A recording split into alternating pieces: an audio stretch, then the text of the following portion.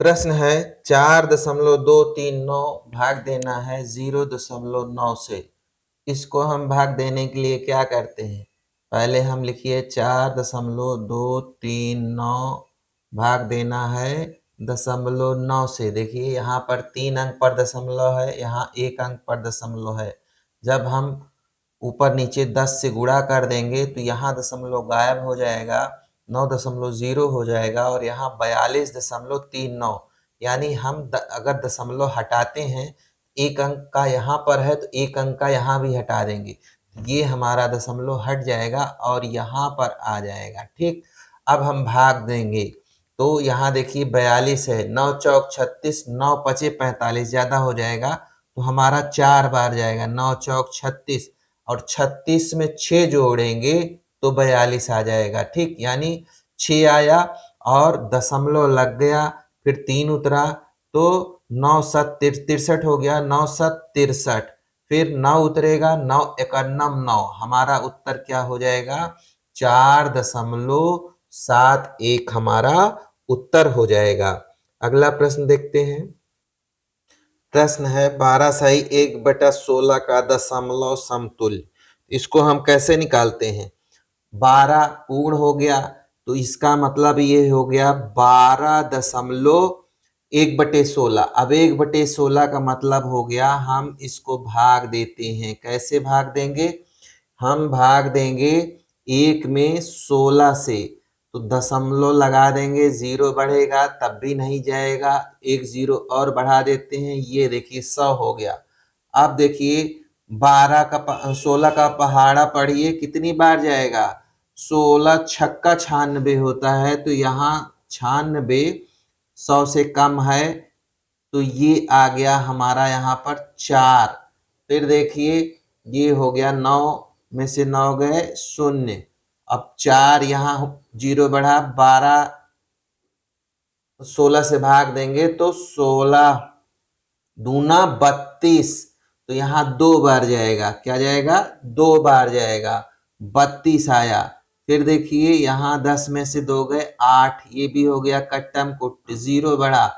अब 16 पंचे 80, 5 बार जाएगा, 16 पंचे 80, तो हमारा आंसर क्या हो जाएगा, 12.0625, क्या हो जाएगा, 12.0625, यही हमारा उत्तर आ जाएगा। ठीक है, तो इस तरह से हम इसको हल करते हैं। ठीक, अगला प्रश्न देखते हैं। प्रश्न है 6.6, 6.06, 6.006 और 66.6006, इसका हमको योगफल निकालना है। योगफल का मतलब क्या होता है, जोड़ करना। इसको करने के लिए हम लोग क्या करेंगे, पहली चीज देखिए, यहाँ दशमलव का 1 अंक है, यहाँ दशमलव का 2 अंक है, यहाँ दशमलव का 3 अंक है और यहाँ दशमलव का 4 अंक है। तो हम लोग पहले सभी को दशमलव के 4 अंक में कर लेते हैं। इसको हम दशमलव के 4 अंक में करेंगे तो क्या करेंगे, 6.6123, ठीक, 4 अंक का हो गया। इसको हम करेंगे तो क्या हो जाएगा, 6.06, 2 अंक पर है तो 2 0 हम और बढ़ा दिए तो दशमलव का 4 अंक हो गया। ये दशमलव का 3 अंक है तो 6.006, 3 अंक का है तो 1 0 और बढ़ा दिए, 4 अंक हो गया। इसी तरह से ये है 66.6006, तो ये भी दशमलव का 4 अंक हो गया। अब देखिए ये सब इकाई है और ये दहाई है, तो हम यहाँ पर भी 0 बढ़ा सकते हैं। किसी भी संख्या के आगे 0 लगा हो तो उसका कोई मतलब नहीं होता। यहाँ हम जब इसका जोड़ करते हैं तो 6 यहाँ आ जाएगा, यहाँ देखिए केवल 6 है, 6 आ जाएगा, यहाँ भी केवल 6 है, 6 आ जाएगा और यहाँ 6 2 बार है तो 6 6 12, 12 की 2 आ जाएगा, हासिल 1 आएगा और 6 यहाँ 4 बार, 6 चौक 24, 1 25 आ जाएगा। 25 हासिल आया 2 और 2 को 6 में जोड़ देंगे तो 6 2 8। हमारा आंसर हो जाएगा 85.666 यानी 85.2666। ये हमारा क्या हो जाएगा, आंसर हो जाएगा।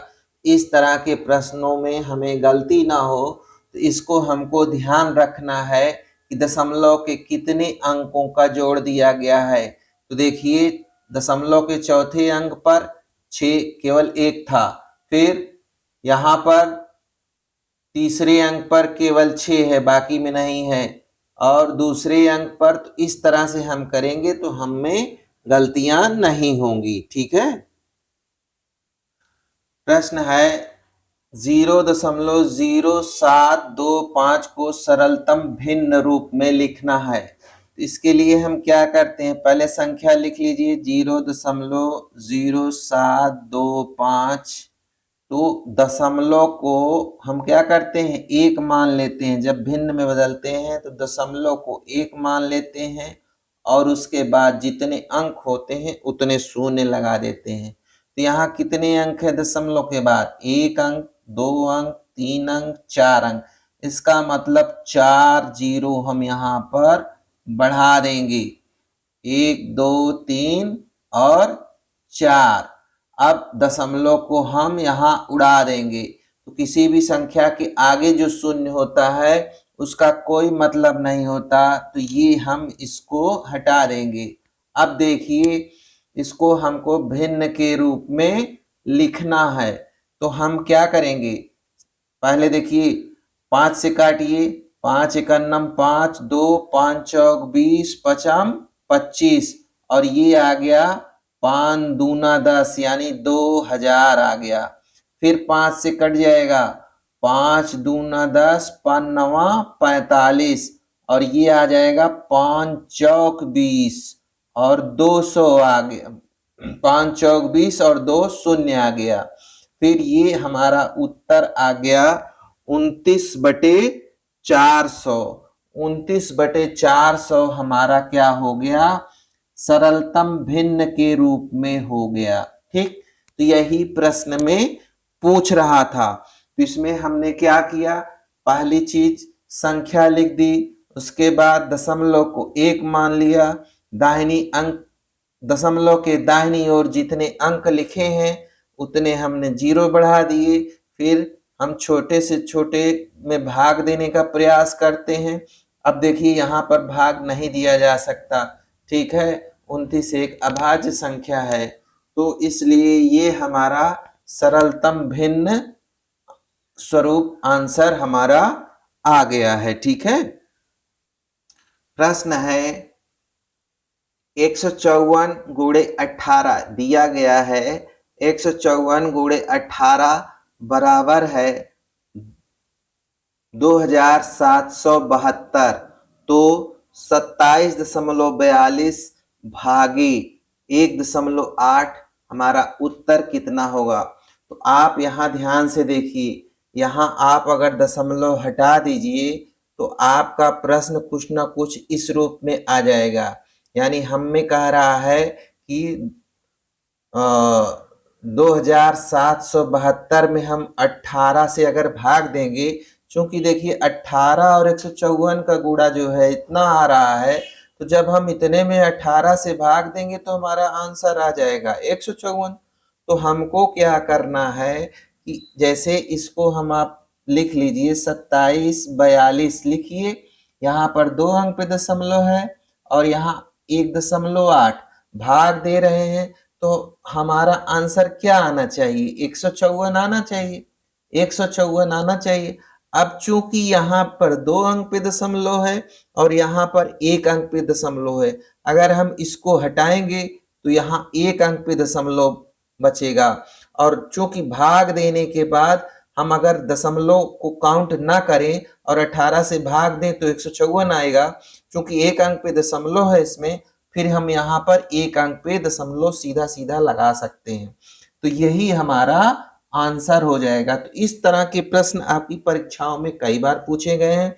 तो हमको क्या करना है, दशमलव को ध्यान न देते हुए आंसर लिख देना है। उसके बाद जितने दशमलव भाग वाले में है और उतने हमको यहाँ कैंसिल कर देना है, और जितना बचता है वही दशमलव हमको लगा देने पे हमारा आंसर प्राप्त हो जाएगा। ठीक है।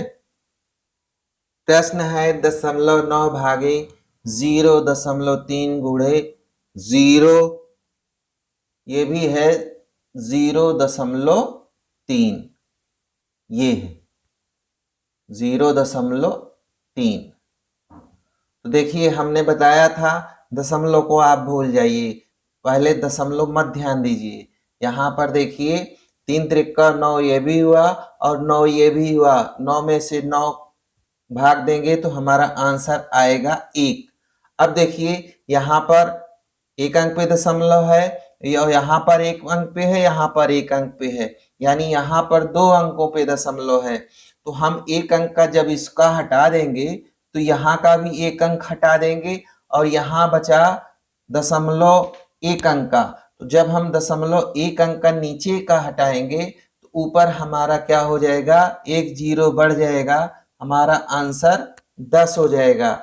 अगर इसको भाग विधि से देखें तो देखिए 0.9 भागे क्या था 0.3 गुणे 0.3। यहाँ देखिए ये दशमलव हटा, ये दशमलव हटा, एक एक दशमलव बराबर हो गया। ठीक, बचा क्या 1 दशमलव, इसको हटाने के लिए क्या करेंगे, ऊपर 1 0 बढ़ा देंगे और 3 त्रिका 9, 9 में से भाग देंगे तो ये आ जाएगा 9 दहम्मा 90, यही हमारा आंसर आ जाएगा।